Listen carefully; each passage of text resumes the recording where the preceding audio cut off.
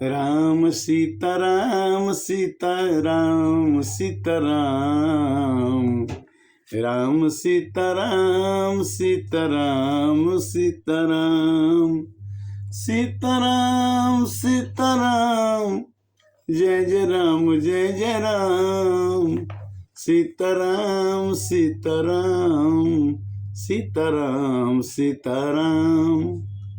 भाग 292 मानस ज्ञान के अंतर्गत यूट्यूब के अंतर्गत हम लोग रामचरितमानस की चौपाइयों का आनंद ले रहे हैं और आज हम चर्चा करेंगे कि जड़ चेतन गुण दोषमय विश्व कीन्ह करतार, संत हंस गुण गहि पय परिहरि बार विकार। संसार में संत भी पैदा हुआ है और संसार में असंत भी पैदा हुआ है। संसार में जड़ भी है और संसार में चेतन भी है। जड़ है पेड़ पौधे पहाड़, जिसमें जान नहीं वो जड़ है, और जिसमें चेतना है जो बोल सकता है, चल सकता है, परिवार चला सकता है, सोच सकता है। सबसे बढ़िया मनुष्य की जीवन है जो जानवरों से अलग होता है कि मनुष्य में सोचने की, मदद करने की क्षमता होती है। मानस का दोहा है कि जड़ चेतन गुण दोषमया विश्व कीन्ह करतार। करतार ने, ब्रह्मा ने, भगवान ने जड़ को, चेतन को, दोनों को गुण से और दोष से भर दिया, बना दिया। मानस की चौपाई कहते हैं कि सगुण क्षीर जव गुण जलता मिलई रचई पर पंच विधाता। संसार में सगुण रूपी दूध और अवगुण रूपी पानी से संसार बना है कि दूध में पानी मिलाने से बहुत मुश्किल है कि दूध से पानी को अलग किया जा सके। या तो दूध को पूरा जला दो तो पानी जल जाएगा, दूध बच जाएगा, या संत रूपी हंस अगर उसको पिए तो गुण को ग्रहण कर लेगा और जल को छोड़ देगा। ये चर्चा आती है जब लक्ष्मण जी ने राम जी से कहा कि भैया राम, भरत जी तो जंगल में हम लोगों से लड़ाई करने आ रहे हैं। तो राम जी ने कहा कि नहीं नहीं लक्ष्मण, तुम्हारी सोच अलग है। उन्होंने कहा कि भरत हंस रवि वंश तणागा, कि न जनमी गुण दोष विभागा। हे लक्ष्मण, हमारे सूर्यवंश में भरत जी हंस की तरह से हैं। जैसे कि हंस पानी और दूध को मिला के रखा जाए तो केवल हंस दूध पी जाता है, पानी छोड़ देता है। और उसी तरह से उन्होंने कहा कि जड़ और चेतन सब में गुण भी है, दोष भी है, और संत जो होता है वो संसार में गुणों को ग्रहण करता है और गुणों को छोड़ देता है। ये काम कब होता है कि यस विवेक जब देई विधाता, तब तज दोष गुण ही मन राता। जब भगवान कभी ऐसा विवेक दे देते हैं, ज्ञान दे देते हैं, तो मनुष्य हमेशा गुणों की ओर बढ़ने लगता है और अवगुण उससे दूर छूटता जाता है। जब अस विवेक जब देई विधाता, तब तजी दोष गुण ही मन राता। हमेशा उस मनुष्य का मन गुणों में रम जाता है जो भगवान उसको विवेक देते हैं। अकाल स्वभाव कर्म बरियाई, अभल प्रकृत बस चुकई भुलाई। काल और स्वभाव के बस से प्रबलता के भले लोग साधु भी माया में बस के कभी कभी साधु भी असाधु हो जाते हैं। कब?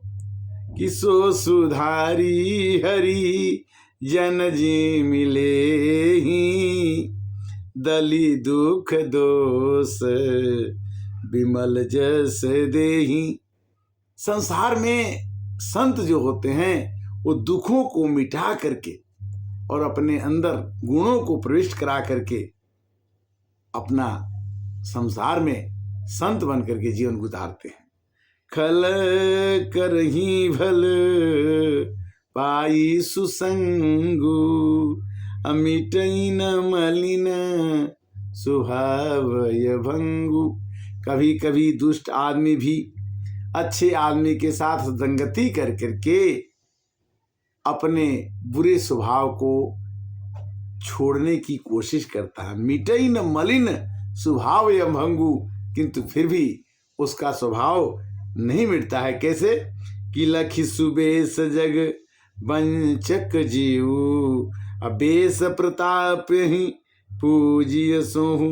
कभी कभी कुछ लोग आज के समाज में साधु का भेष पकड़ करके और भिक्षाटन करते हैं, असली साधु होते नहीं हैं, या वेश बदल करके भी लोग पूजा करा लेते हैं अपना।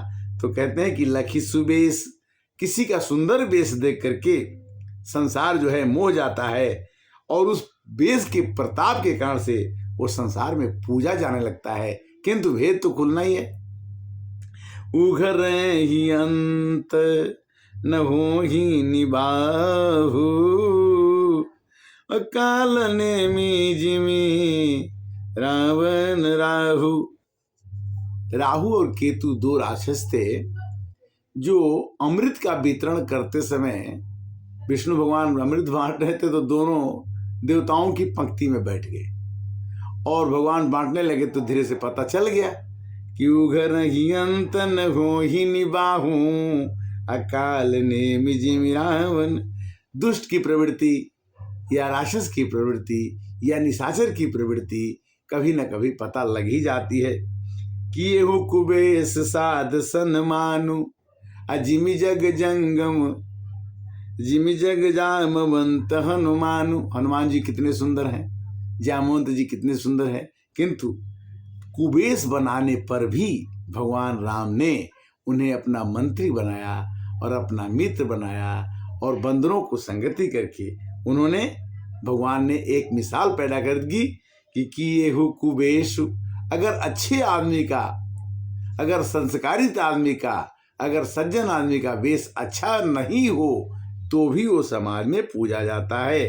हानि कुसंग सुसंगति लाहू, लोग कहीं वेद विदित सब काहू। इस संसार में जब हम आ गए हैं तो हमें भूल कर भी कुसंग नहीं करना चाहिए।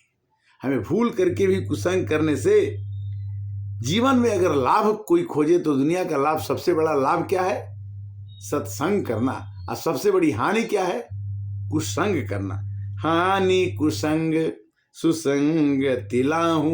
इस पूरे संसार में अगर आपको हानि चाहिए, अगर आपको नुकसान चाहिए, अगर आप किसी से दुखी होना चाहते हैं तो कुसंग कर लीजिए, अगर आप सुखी होना चाहते हैं तो आप कुसंग कर लीजिए। क्यों? कि गगन चढ़ई रज पवन प्रसंगा, अमीलई कीच नीच जल संगा। कैसे? कि गगन चढ़ई रज पवन प्रसंगा। रज माने धूल। रज की हिम्मत नहीं है कि वो आकाश में उड़ जाए, किंतु हवा के साथ दोस्ती करते ही नीचे पैरों के तले चलने वाली धूल आकाश में उड़ जाती है। और गगन चढ़ई रज पवन प्रसंगा, कीच ही मिलई नीच जल संगा। और नीच रूपी जल से अगर वही धूल मिल जाए, अगर दुष्ट रूपी कुसंग रूपी पानी से अगर वही धूल मिल जाए तो कीचड़ बन जाती है।